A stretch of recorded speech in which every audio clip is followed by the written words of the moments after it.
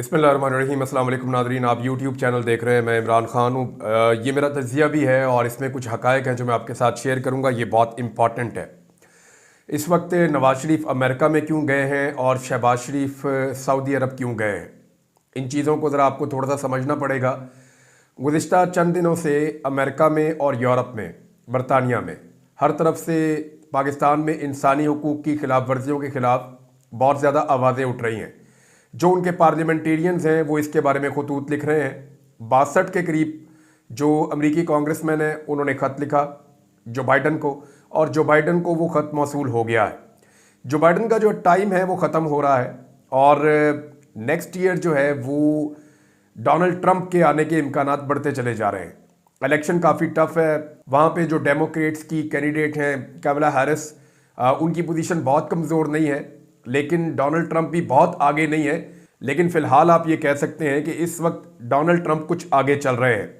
तो ऐसी सूरत हाल में पाकिस्तान के अंदर जो पूरा सिस्टम है उसे परेशानी लाहक हो गई है कि अगर डोनाल्ड ट्रंप आ जाएगा तो जो बाइडन की पॉलिसी तब्दील हो जाएगी, और जो बाइडन की पॉलिसी तब्दील होने पर पाकिस्तान में रिजीम चेंज ऑपरेशन से लेकर अब तक जो कुछ भी हुआ है उस पर सवालात उठने लगेंगे।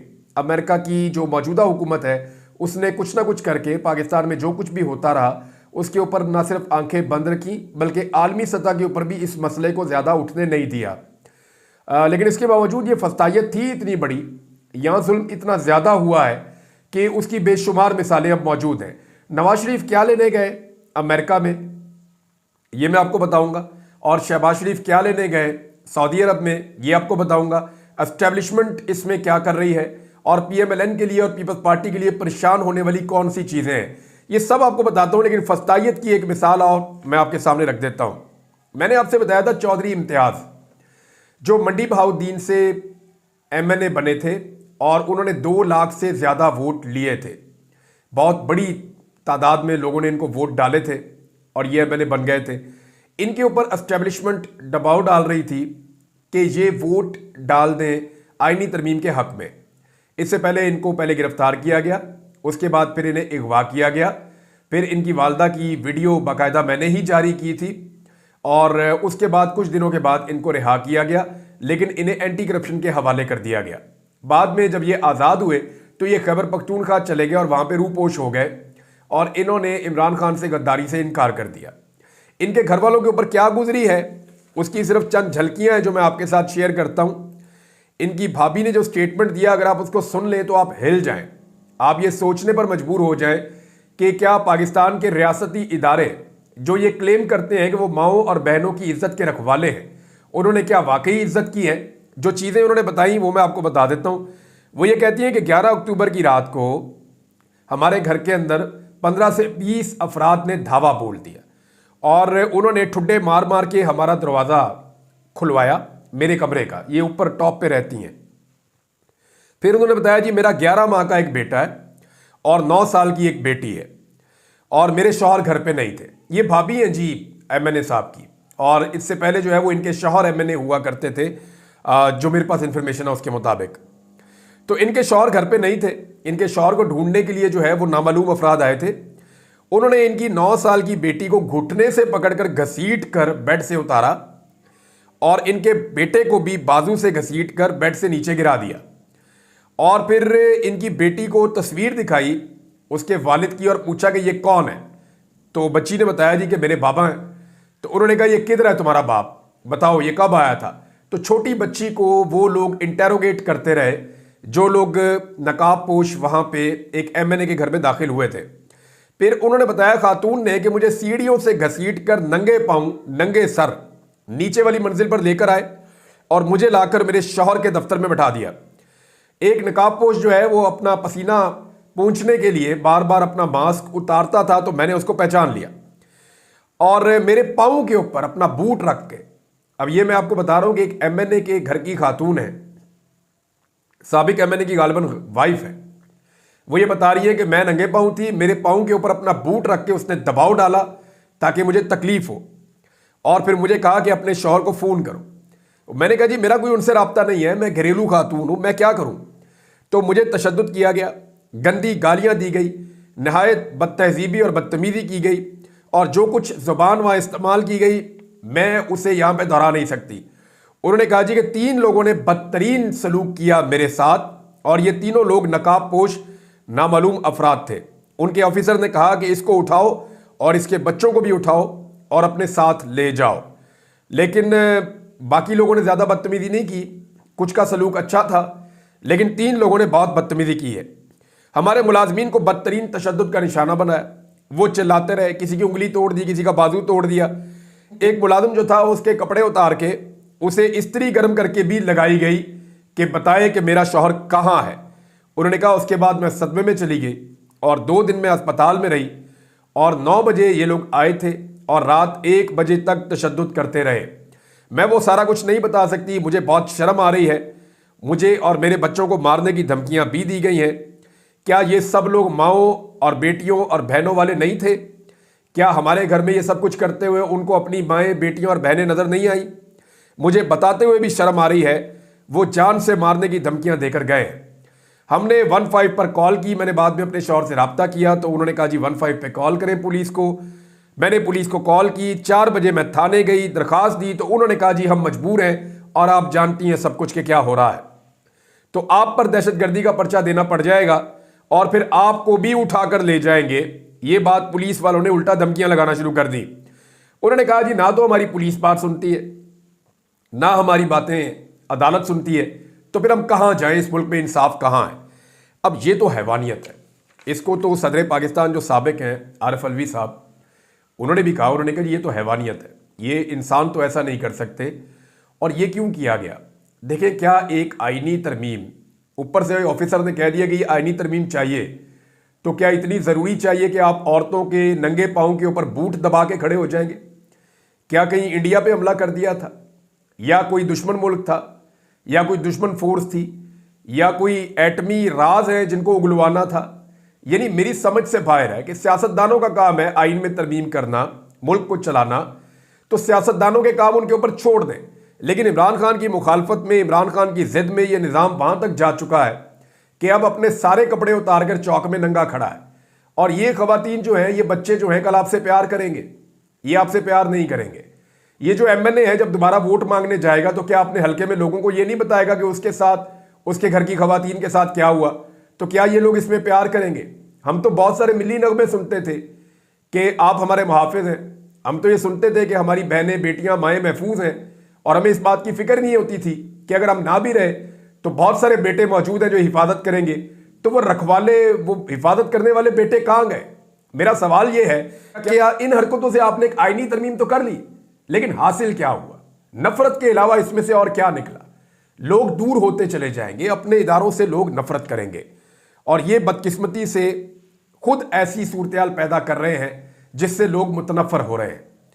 अब ये खातून की जबान तो बंद नहीं कर सकते, आज नहीं बोलती कल बोल देती, परसों बोल देती, आहिस्ता आहिस्ता बाकी लोग भी बोलेंगे, वो बताएंगे उनके साथ क्या हुआ है। यानी जिस दिन मैंने सारा कुछ बताया कि मेरे साथ क्या हुआ है, पूरी कहानी मैंने वैसे एक रिकॉर्डिंग करके रखी हुई है उर्दू में और अंग्रेजी दोनों जबानों में, कि अगर मुझे खुदा ना खास्ता कुछ हुआ या दोबारा गायब किया गया तो वो सारी कहानी पूरी दुनिया में चल जाएगी और एक एक चीज पूरी दुनिया को पता चलेगी कि हमारा निज़ाम और हमारा सिस्टम किस तरीके से ऑपरेट करता है और किस हद तक गंदा हो चुका है, गलीज हो चुका है। बहरहाल अब आ जाते हैं नवाज शरीफ। अब ये इंसानी हकूक़ की खिलाफ वर्जियाँ हैं जिनके बाद दुनिया में आवाज़ें उठ रही हैं। अब नवाज शरीफ अमेरिका पहुँचते हैं, इस पे मुहित पीरज़ादा ये कह रहे हैं कि नवाज शरीफ जहाँ पे आए हैं अमेरिका में, वाशिंगटन, यहाँ पे कोई ऐसी मेडिकल फैसिलिटीज़ नहीं है जिनके लिए वो आए, तो लिहाजा वो अमेरिकन एस्टेब्लिशमेंट से मुलाकातें करने के लिए आए। ये बात आप अपने जहन में रखें।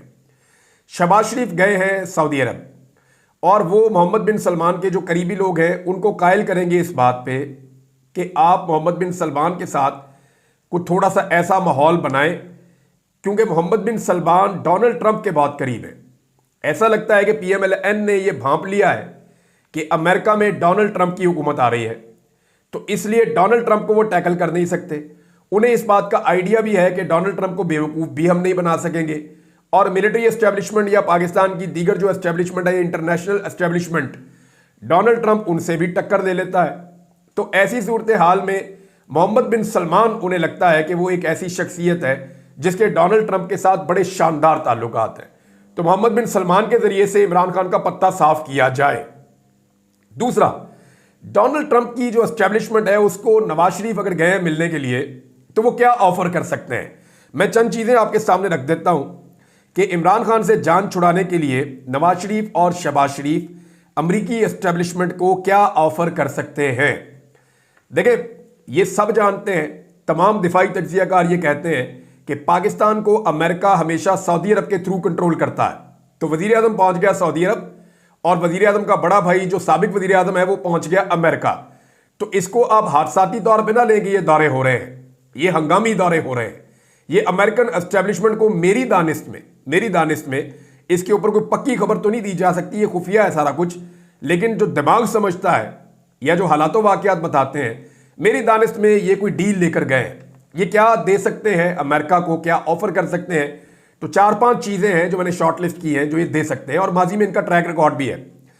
नंबर 1, ये ईरान पर अमरीकी हमले की सूरत में या इसराइली हमले की सूरत में ये ईरान का साथ नहीं देंगे, बल्कि ये अमेरिका की साइड पे खड़े होंगे। नंबर 1 तो ये ऑफर किया जा सकता है। नंबर 2, इसराइल की खामोश हमायत पाकिस्तान जारी रखेगा। जैसा कि आप देख रहे हैं कि जो भी इसराइल के खिलाफ एहतजाज करने के लिए पाकिस्तान में निकलता है उसके ऊपर पाकिस्तान में अटैक कर दिया जाता है, लोगों को गिरफ्तार किया जाता है। इसराइल का झंडा जो है फ़लस्तीन का उठाने की पाकिस्तान में इजाज़त नहीं है और इसराइल के खिलाफ आप एहतजाज करें तो आपको दहशतगर्दी के मुकदमे में गिरफ्तार किया जाता है। फ़लस्तीनियों के हक में अगर आप निकले तो भी आपको गिरफ्तार किया जाता है। तो एक ये बहुत सारे विजुअल्स इनके पास मौजूद हैं जिससे ये बताएंगे कि इसराइल के लिए हम गुंजाइश पैदा कर सकते हैं और ये बहुत बड़ी ख्वाहिश है अमेरिका की और इसराइल की कि किसी तरह पाकिस्तान हमारे लिए गुंजाइश पैदा करे। इमरान खान पे ये दबाव डाला भी जाता था, इमरान खान ये बात नहीं माने थे। तीसरा, चीन से दूरी, और ये इस सिलसिले का तो आगाज हो चुका है, आप सब अच्छी तरह जानते हैं, बाकायदा इस पर रिपोर्ट्स आ चुकी है कि आइंदा कितने सालों में पाकिस्तान कौन कौन सी चीजें चीन की बंद कर देगा और कहां से पाकिस्तान चीन से अपने आप को पीछे हटा लेगा। ये बाकायदा रिपोर्ट्स आ चुकी है, मुझे कुछ कहने की और बताने की जरूरत नहीं है। नंबर 4, अफगानिस्तान में जो पाकिस्तान के ताल्लुकात हैं अफगानिस्तान के साथ, उनको अमेरिका की मर्जी के मुताबिक पाकिस्तान चलाएगा। यानी आप ये देखें कि अभी पाकिस्तान में शंघाई ताउन तंजीम का इजलास हुआ तो पाकिस्तान ने इंडिया के बारे में कोई नेगेटिव बात नहीं बोली, बहुत पॉजिटिव बोला, इंडिया के बारे में बहुत अच्छी बातें की। नवाज शरीफ ने कहा कि मैं चाहता हूं कि मोदी साहब पाकिस्तान तशरीफ लाएं।